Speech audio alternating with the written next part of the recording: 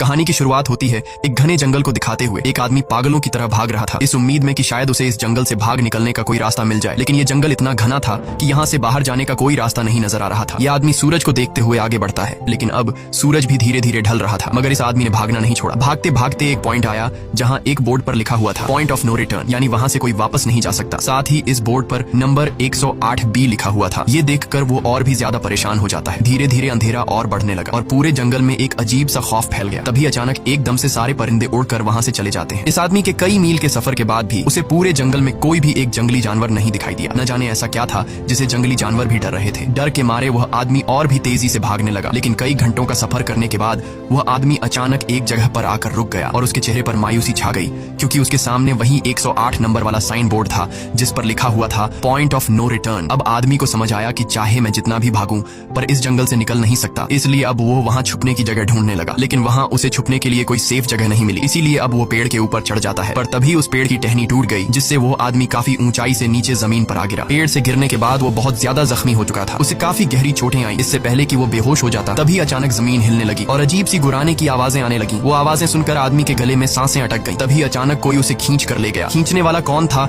ये नहीं दिखाया गया, लेकिन हमें उस आदमी की दर्द भरी चीखें सुनाई दी गई। इस इंसिडेंट के 6 दिन बाद हमें शहर में मीना नाम की एक लड़की को दिखाया जाता है जो एक बर्ड शॉप में काम करती है। तभी उसका बॉस आता है और मीना को एक गोल्डन पैरेट को शहर से दूर एक जू में डिलीवर करने का ऑर्डर देता है। मीना बॉस की बात को मानते हुए अब उस पैरेट को डिलीवर करने जाती है। मीना गाड़ी में बैठकर अपने मोबाइल में उस जू का लोकेशन सेट कर लेती है और अपने सफर पर निकल पड़ती है। शहर से बाहर निकलने के बाद वो एक बोर्ड पर बहुत सारे लोगों के मिसिंग फोटोज देखती है, यानी वहाँ पर कई सारे लोग गायब हो चुके थे। लेकिन मीना उन पर ज्यादा ध्यान नहीं देती और आगे बढ़ने लगती है। आगे बढ़ते दौरान मीना शॉर्टकट लेते हुए जंगल के रास्ते से गुजरती है ताकि वो जल्दी से इस पैरेट को जू तक डिलीवर कर दें, और वो पहुंच गई जंगल के बीचों बीच। ये वही जगह है जहाँ हम पहले एक आदमी को गायब होते देख चुके हैं। वहाँ आकर मीना बुरी तरह से फंस चुकी थी। वो अपने मोबाइल पर मैप देखती है, लेकिन वहाँ मोबाइल के सिग्नल नहीं आ रहे थे और उसके कार का रेडियो भी काम नहीं कर रहा था। मीना अब वहाँ से वापस निकलने लगी, लेकिन अब उसे वहाँ से बाहर निकलने का रास्ता समझ नहीं आ रहा था। थोड़ी देर बाद मीना की गाड़ी भी खराब हो गई। मीना गाड़ी से बाहर निकलती है और उसे सामने लगा हुआ वही पॉइंट ऑफ नो रिटर्न वाला बोर्ड दिखाई देता है। मीना को कुछ समझ नहीं आता, इसीलिए वो पैरेट के पिंजरे को हाथ में लेकर